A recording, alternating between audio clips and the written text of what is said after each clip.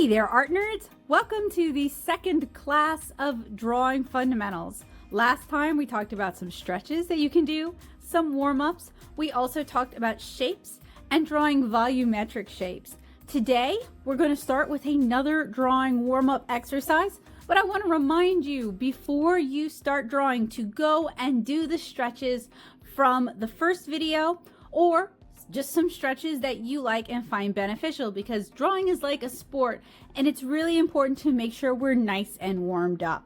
Once you've done that, come on back.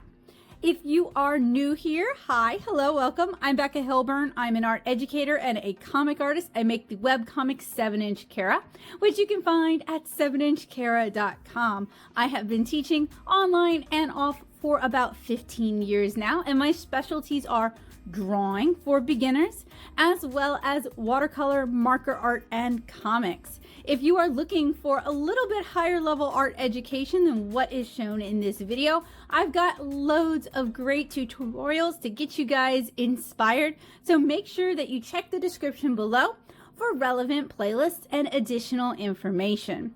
Today, we're going to be working in a sketchbook. I'm working in a 10 by 14 sketchbook. You can also do this digitally if you like. I am going to be working with color pencils for sketching because that removes the need to erase for me. Instead, I will just redraw. I highly recommend that you work with something that you're very comfortable with and something that allows you a variety of grips on your drawing tool of choice. I also recommend that you put some comfort grips, whether you're working with a stylus, a mechanical pencil, a ballpoint pen, or a color pencil, whatever you're working with, please put some comfort grips on. We talk about that in depth in the first video. So today we're going to be talking about contour drawing and blind contour drawing. We're going to be exploring volumetric drawing even more. We're going to practice on some household objects. We're going to do some additional exercises. So this is developed for an in-person class that I teach with my local library system. So there are going to be some exercises that I suggest, but I do not demonstrate, just because this is YouTube and it's harder to set that up or it's harder to demonstrate. But I do really recommend that you do those exercises. And then we may end things with a still life drawing. If you are looking for more tutorials on volumetric drawing, again, check the description below. I have a full series on how to draw anything. These are set up like classes, so they do take a little bit longer. They're going to be fairly dense. So I would really recommend you treat it like a class and work along with me. Do the exercises along with me. This is really designed to change how you think, to teach you to think like an artist, to demonstrate one of my favorite methods of learning how to draw, volumetric drawing. This is what really worked for me and helped me level up my art from looking like this to something a little bit more like this, but it also really allows you to be able to draw consistently. So if you're interested in comics or animation where you need to draw the same characters over and over and over again consistently, volumetric drawing is really helpful. It's also really great if you draw from imagination or if you need to be able to take disparate reference and combine it into a unified whole. So this is really aimed at people who want to be comic artists, character artists, game artists. They want to be picture book artists. They want to develop tabletop games and need to create art assets for that. Anything where you're using your imagination heavily, this is going to be beneficial for you. If you are just interested in forever drawing things from reference with no changes, honestly, the series is not going to be that helpful for you, but I do have other tutorials that will be helpful for you. So make sure you are subscribed and you click the bell notification so you don't miss updates from this channel. So I am going to go do my stretches and I'll come back and we'll start with our first warm-up exercise, contour drawing and blind contour drawing. I know some folks are not familiar with what contour drawing is. I think Wikipedia has an excellent description of it. So I'm just going to go ahead and read it to you and then we will practice this together. So contour drawing is an art technique in which the artist sketches the style of the subject by drawing lines that result in a drawing that is essentially an outline. The French word contour means outline. So when you're contouring your face, I guess you are outlining your face so that people can see it better. The purpose of contour drawing is to emphasize the mass and volume of the subject rather than the detail. The focus is on the outline shape of the subject and not minor details. However, because contour can convey a three-dimensional perspective, length and width as well as thickness and depth are important. Not all contours exist along the outlines of the subject. This technique is manifested in different styles and practiced in drawing development and learning. And this is helpful because it's a strong foundation for any drawing or painting, and you can modify the subject's form through variation within the lines. And this is a really common technique, a very common practice or warm-up for beginner artists, whether you are taking high school art or you're taking drawing fundamentals in college. This is a pretty common one. And I wanted to introduce different ways of warming up, because doing warm-up sketches is really important, but not every method is going to work for every artist. Not every method is available to every artist. And there are going to be times when you want to vary things up to find inspiration. So you're going to be looking at both the subject and the paper, moving the medium, which would be in our case color pencil, over the paper, and then creating a silhouette of the object. It's similar to blind contour drawing, which we're going to talk about next. They claim it's an artful experience that relies more on sensation than perception. Some artists are more wibbly wobbly than other artists in this kind of thing. But one of the appeals to this is it helps you get out of your head and more focus on what you're seeing. And I think that's really beneficial when learning how to draw. So much of it is learning how to see and getting out of your own head. Another plus side to doing contour and blind contour drawing is that it just kind of allows you to free your mind, and it can be used as a meditative or relaxing experience, a way to kind of center or ground yourself, which is something that art has been for me for decades, and I really value what that brings to the table for me. So I want to start by doing some outline exercises. I have a rather motley assortment of household gubbins that I can practice with, and I also have some foam shapes. Don't feel like you have to draw exactly what I'm drawing.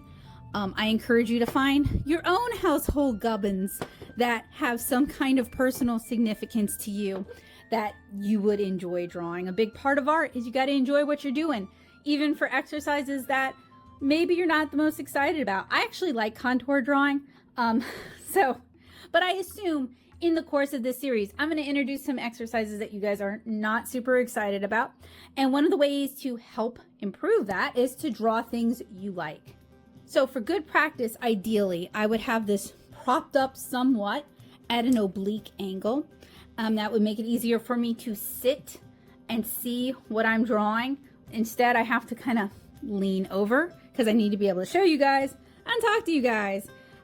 So what I am demonstrating is actually not what I would recommend. I would recommend that if in an ideal world, you might have one of those drawing horse things where you can prop this up and you can look at it and look at your subject. Who lives in that world? Not me. But I would recommend that you prop your sketchbook up on some books, at least somewhat, and then have what you're drawing further back instead of doing it like this. So I'm going to start. I think what I'm going to do is maybe one of each, okay? To the best of my ability. Maybe I'll save the blind contours for later where I can dedicate a giant piece of the paper to them. We're going to start with an outline. And outlines, what are we doing when we're drawing? We're noticing things.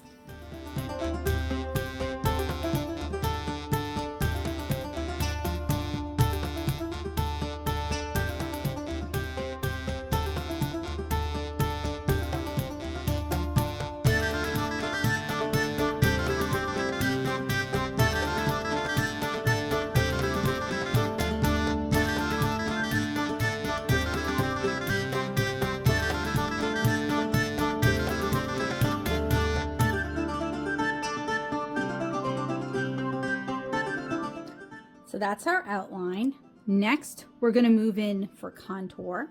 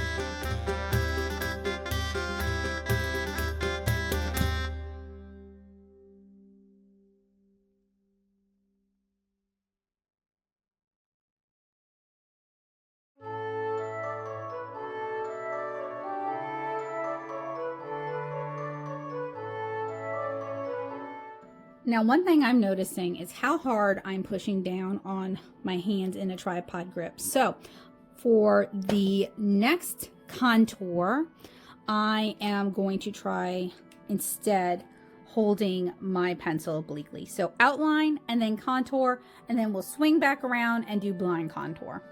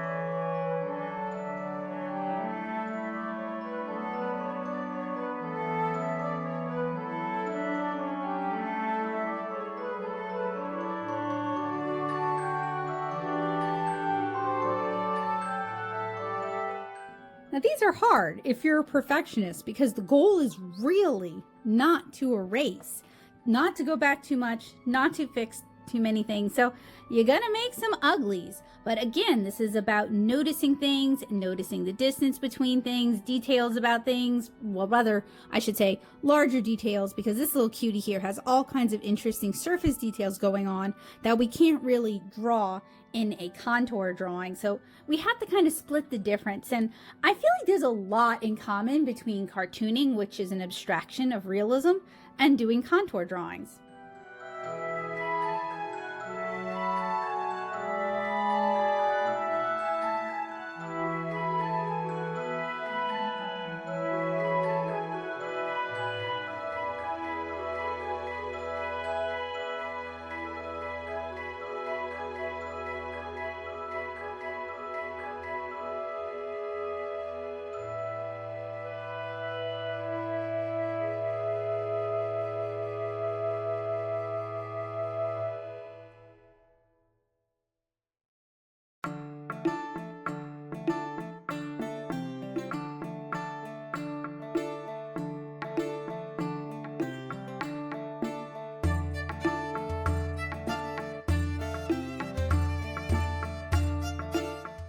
One thing this really reminds me of, though, is that I bear down way too hard on my hand.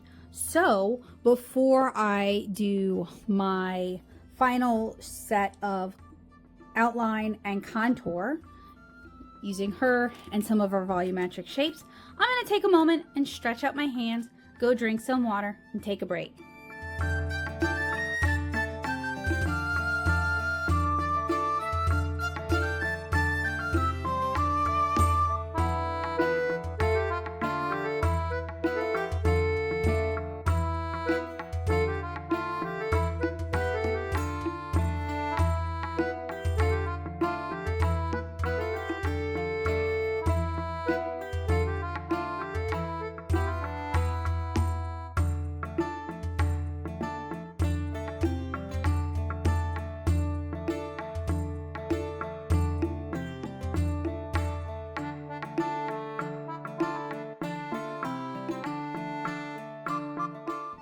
Doing contour drawings is kind of the same part of my brain that likes puzzles and mazes. It's just really satisfying to kind of figure out how I'm going to get from point A to point B. And it can become really engrossing and just kind of relaxing. So this could also be a really good one to kind of wind down if you've had a stressful day and you just need to get out of your own head for a little bit.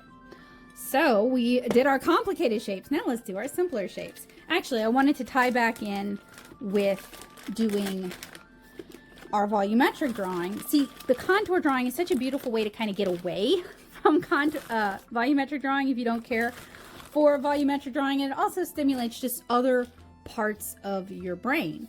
Whereas volumetric, it can be very mathematical and it can be very precise. Contour, blind contour, and outline can be very abstract and freeform. So we know we're exercising both parts of the brain. But before we go into our blind contour, I'm going to do some quick contour sketches of these volumetric shapes.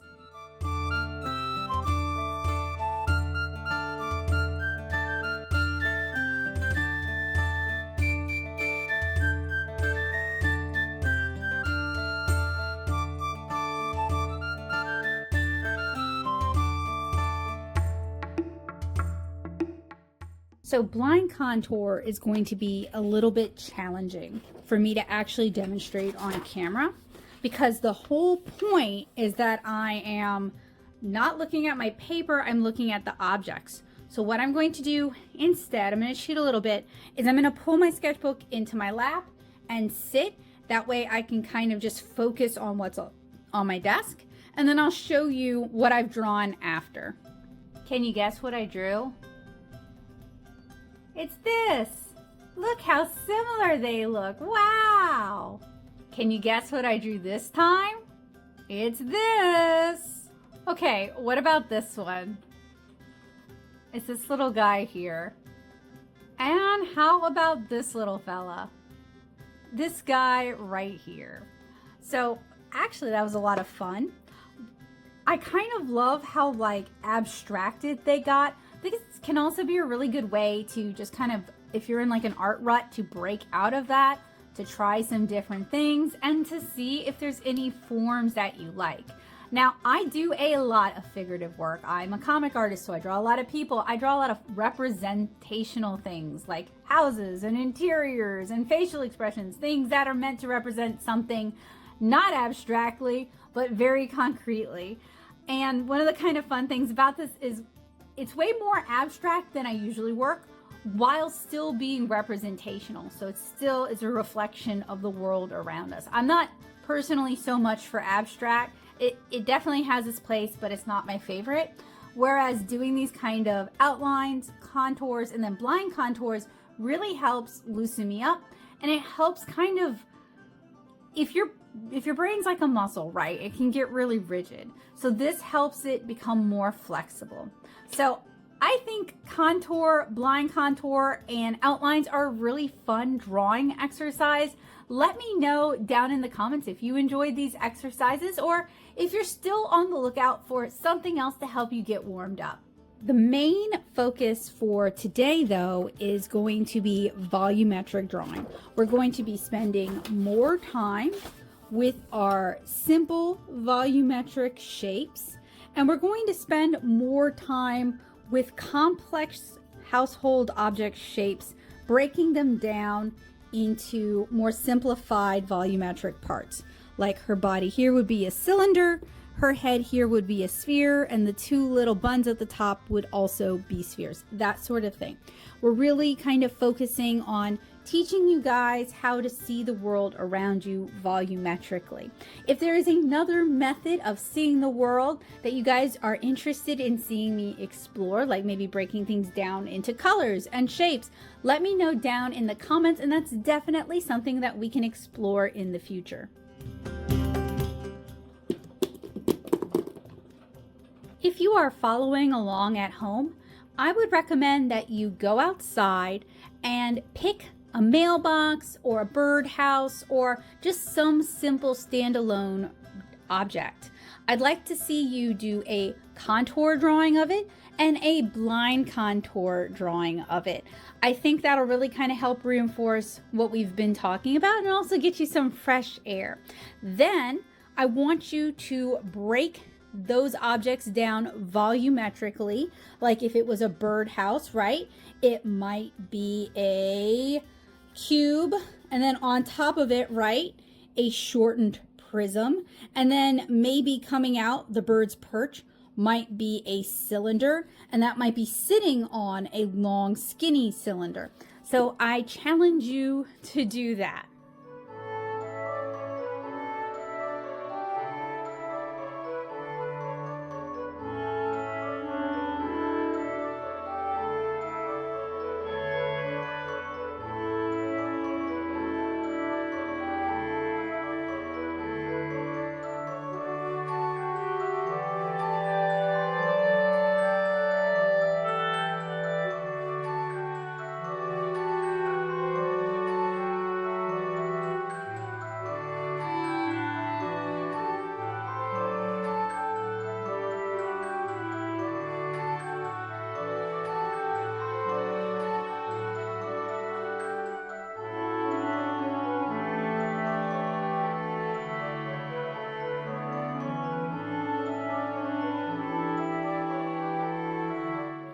So I went for a little walk around the neighborhood and I took some photos and some video of some standalone, very basic volumetric real world objects that I want to draw with you guys.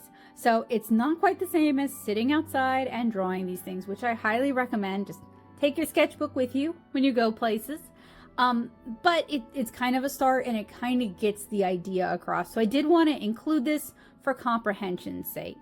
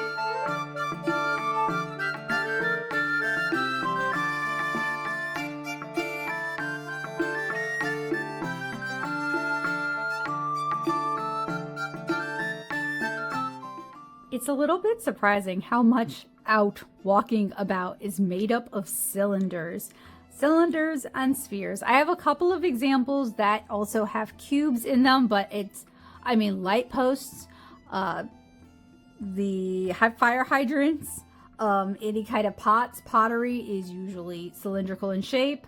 Manholes, cylindrical in shape. Trees, cylindrical in shape.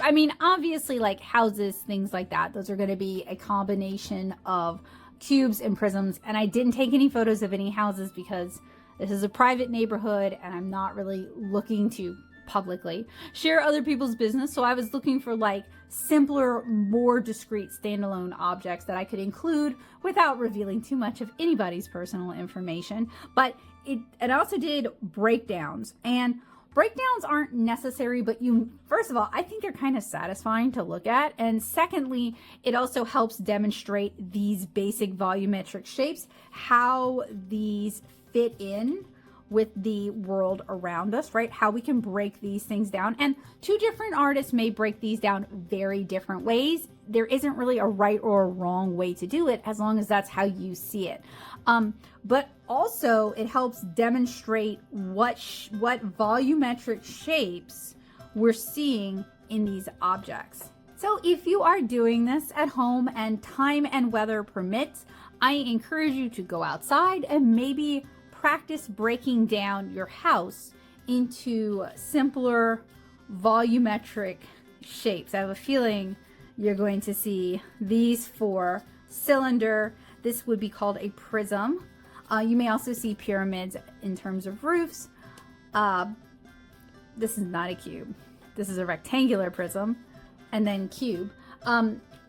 Practice breaking these down and seeing, these shapes outside in the fresh air.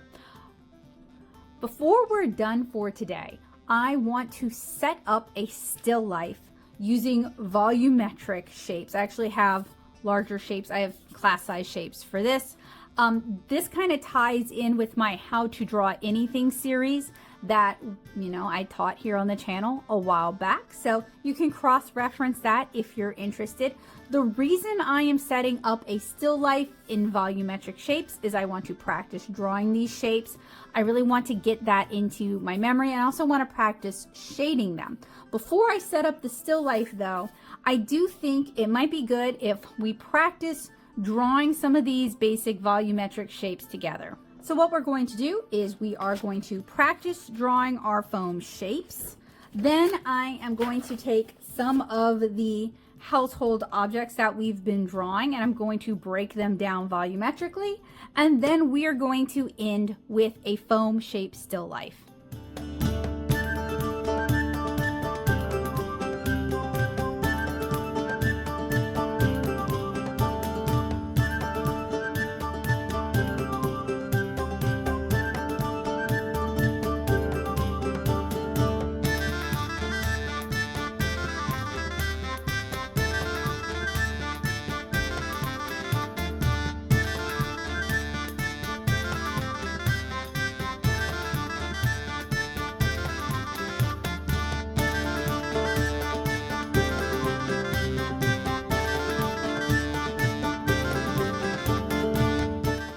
As you practice these, I do want you to keep a couple of things in mind. I am rendering the shading. I am practicing that, so I'm using a very loose grip for the shading. And part of the reason I am rendering the shading is because, one, this is good contrast practice for me, but also because it gives you some volume to these shapes so that we're not just drawing a triangle with a circle attached to it. I'm also drawing it from various different angles, even angles that seem like they might be more simple. I also want to focus, and I haven't been successful, but I'm reminding myself of this as well. For the parts when they are closer to us, I'm going to give them a heavier line weight and try to remember to lighten up the line weight as it recedes away from us, making it seem more 3D and more like it's actually existing in space. Now, for something like the sphere, there's only a couple of ways you could do this without extreme lighting. And as we have talked about many times here on the channel, my studio is lit like the sun. But if you check out my volumetric drawing series, I actually introduce several different light sources into my still lifes, into my volumetric practice, and I really start talking about light and shadow. And while that is something I do want to talk about during this class, if you're looking to dive more into that right now, if you're looking for more practice, check out my How to Draw Anything series as well.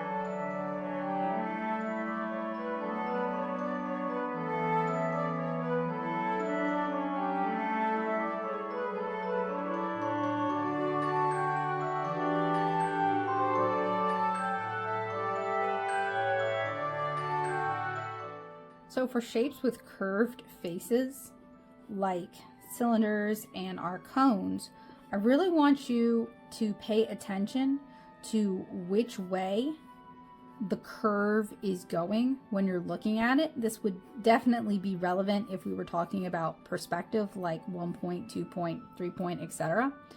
It's still relevant for volumetric drawing. In fact, it's a big part of volumetric drawing that makes things actually look three-dimensional.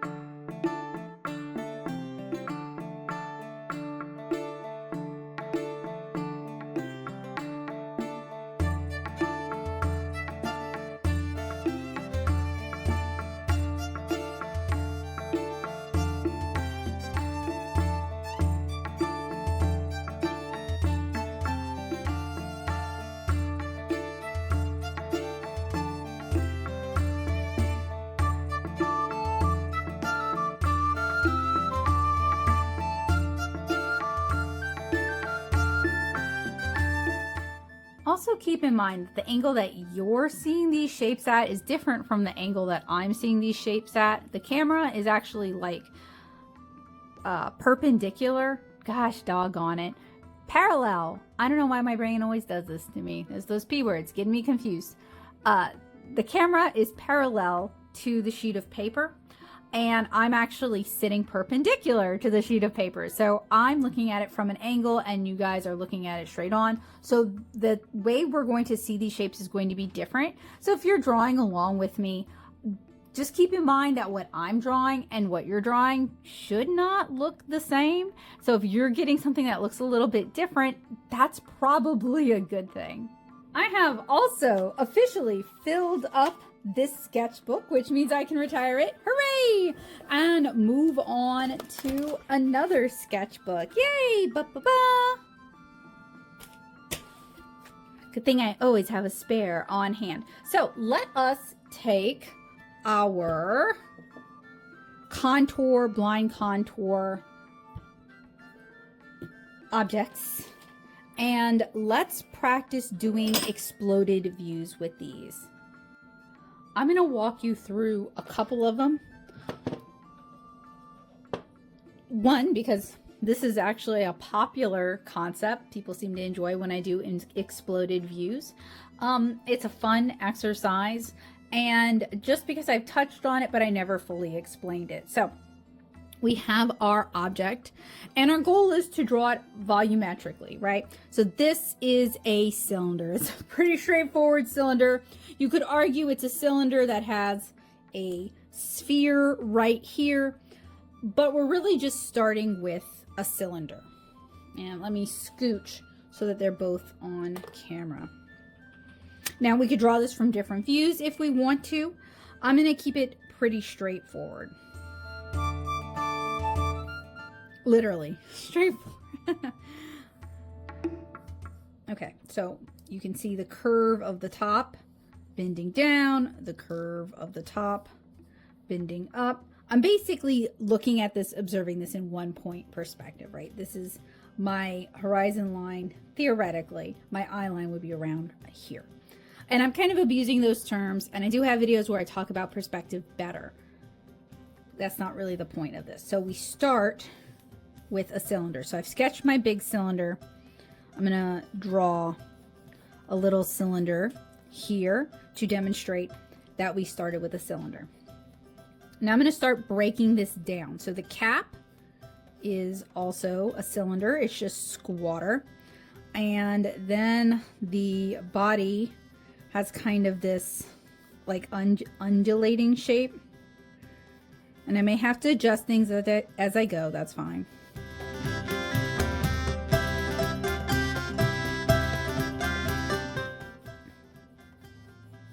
That's why we sketch lightly, or try to. Okay, so we've added in these kind of undulations, trying to keep it symmetrical.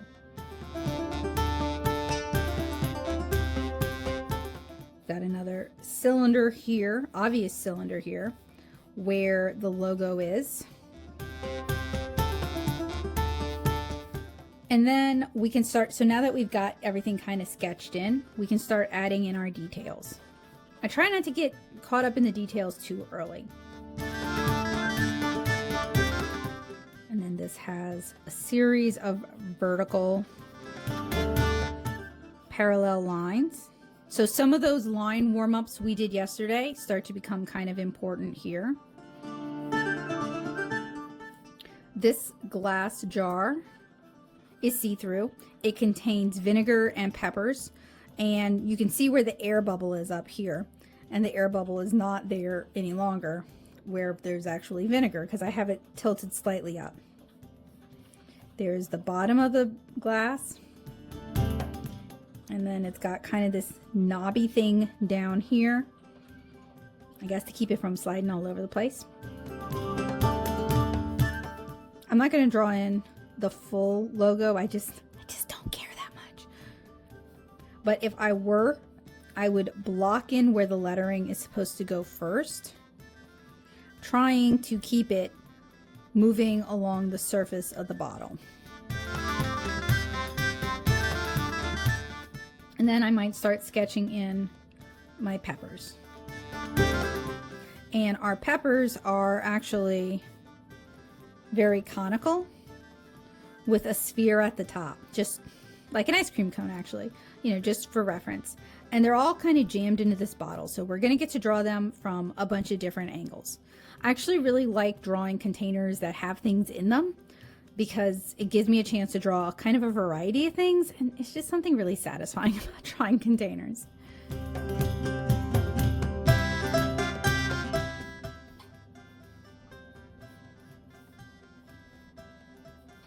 You can spend more or less time on it, kind of depending on what goals you're looking to accomplish.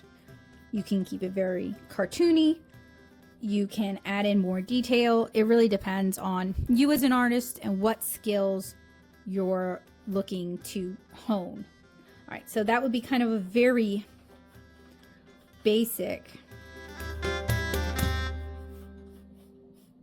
exploded view of our pepper bottle.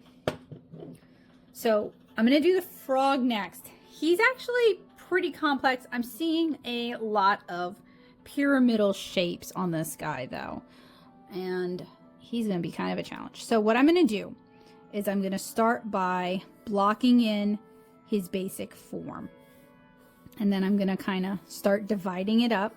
Now, however you want to approach this, that's fine. This is just how I like to do it. Because he's got a lot of little complex forms going on here. So by blocking things in, it kind of makes it easier for me to figure out where everything's going to go later on. Okay, so we have his face, which is kind of like either a prism or a pyramid. It really kind of depends on how you want to simplify this.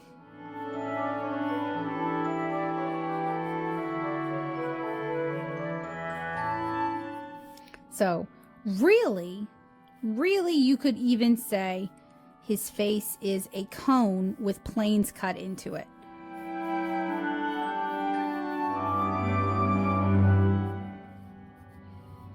And then his eyes are little spheres. And this is also, when you draw volumetrically, it's going to help a lot with shading too.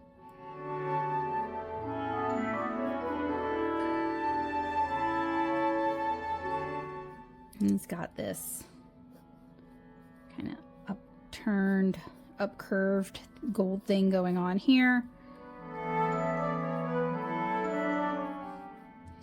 His eyelid, and then this area is where it has those little like parallel stripes.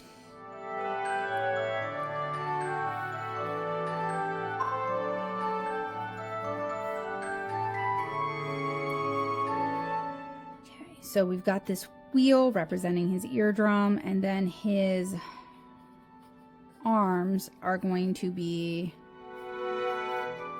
cylinders, and they just taper. So it's like kind of a cross between a cylinder and a cone.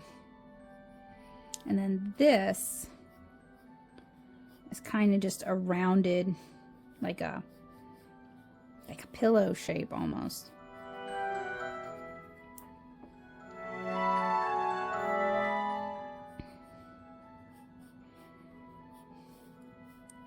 Now, if we came down here, it's like he's got a sphere in his stomach. It's got rounded forms.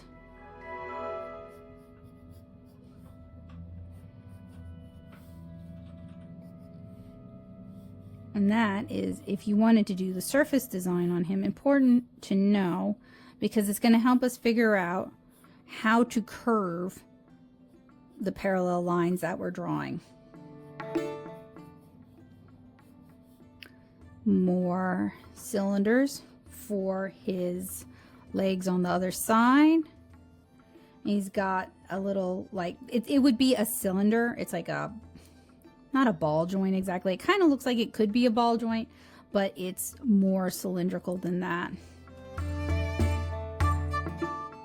And another thing to keep in mind with volumetric drawing is you can rotate these shapes in space, because like right here, that's supposed to be a cylinder.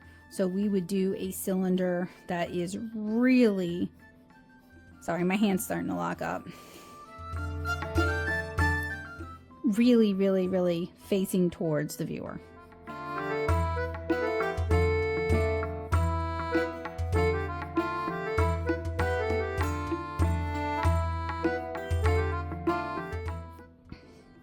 So you can choose to go in with a sharper pencil, start cleaning things up, adding in those details, or you may choose to just go ahead and move on. Again, it kind of depends on what your drawing goals are for that day, if you're doing some warm-ups or if you're doing a study for a more serious illustration and you need to kind of figure out where everything's going to be. Got little wheel joints there, so he's almost kind of like a ball jointed doll. And we can kind of see his back, and that's more of that prismatic structure going on there.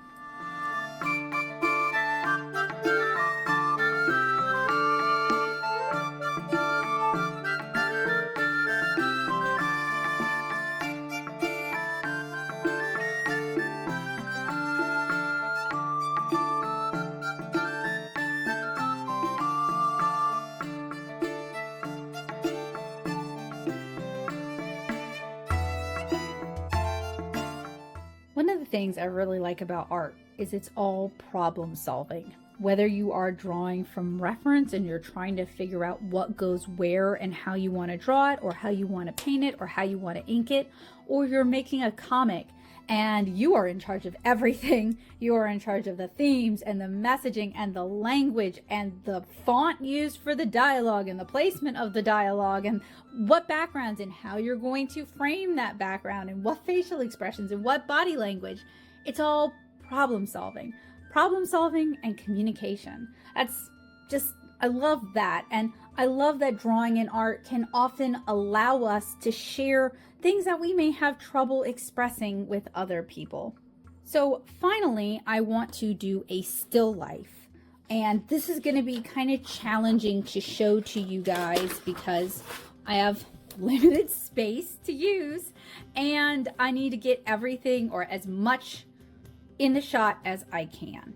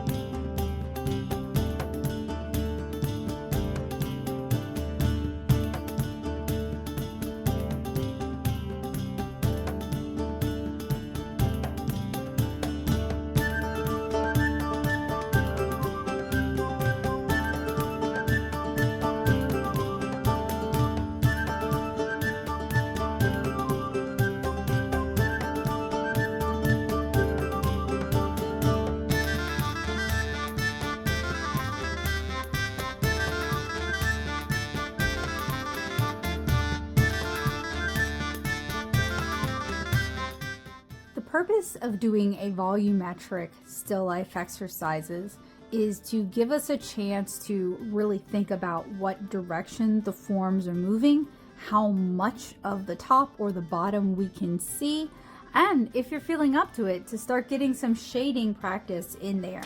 And we're going to talk about, believe me, I know mine is rough. There's a reason I prefer to work with watercolor. Repetitive hand stuff is really hard on me, but I'm hoping between this class and the next, I'll have a chance to bone up on that and to have some new techniques to share with you guys. So doing a still life like this is a really good opportunity to practice your analytical thinking skills, to analyze what you're seeing, to compare one form to another, to compare sizes, to compare heights, to compare widths. It simplifies things. It's not like we're focusing on a bunch of different objects with all their intricacies. It's really straightforward. Now, if you don't have these kind of foam shapes at home, that's fine. That said, you can go to Dollar Tree, Walmart, Michael's, and hit the floral section, and you can find a lot of these shapes in that section. The big green foam shapes, those are floral foam. You can also use wooden shapes like blocks. You can just kind of mix and match. You can use cans, it doesn't have to be these exact things, but what we're really focusing on is really, really basic shapes so that we can focus more on capturing their relationship to one another and capturing these forms. Now, is this the best still life I've ever done? Absolutely not, and that's okay. We are working in our sketchbook. We are putting time in, we are practicing, we're learning new skills. We're gonna make some ugly art, and that is fine. Am I gonna rip this out and throw it away? No. In fact, I've even shared it with you guys. I've been a little bit vulnerable here because I think the point is I sat down, I set up a still life, I drew a still life, and you guys got to see it. And maybe this will help you feel empowered to set up your own still life and practice from home. We did a lot of drawing today. We started out with a new type of drawing warm-up. We did outlines, we did contour, and we also did blind contour. In fact, we did a lot of blind contour, and that's fine. We went outside and we picked some discrete, fairly simple real-world objects to practice drawing. And we did some exploded views, and I was surprised to see how many cylinders are just out there in the world. We also practiced drawing our volumetric shapes from various angles. Now, if you would like your own small set of hand foam shapes and you can't find them at Dollar Tree or Walmart or Michael's, I will link where I bought mine down in the description below. You are under no obligation to buy those. It is easier for me to do these kind of studies when I can manipulate a real world object. So that's why I have some of those. But we spent a good amount of time practicing our volumetric shape, putting that time and putting that exercise in there to develop the muscle memory. We also did a few exploded views of household objects, some trapeze peppers, this little resin frog, and one of these little water dropper things to demonstrate how to practice explosive views, how to practice seeing these volumetric shapes in everyday objects. The whole world is made up of these really basic shapes. And then finally, we set up a still life and we sketched it together. Thank you so much for joining me for another drawing class. This is the second installment in a 6-class series. I hope you guys are enjoying it. Now, since Bowie is nagging so much, yep, there you go. That's Bowie. That is my cat. He is making his presence known. I hope you guys enjoyed today's class. I hope you enjoyed drawing with me. I hope that I left you with some new skills, some new things to try, and that we built on some of the existing skills so that you feel more confident in drawing from reference and in drawing from your imagination. If this is the first time we have hung out, make sure you watch the first class. It will be in the description below. And I will also have other helpful tutorials for you guys that I hope you guys will check out. If you have not yet subscribed, make sure you hit that subscribe button and click the bell notification so that YouTube blah, blah, blah, blah, blah, blah, blah. And I hope you guys have a wonderful day, and I hope to see you guys again soon with another drawing class. Bye, guys!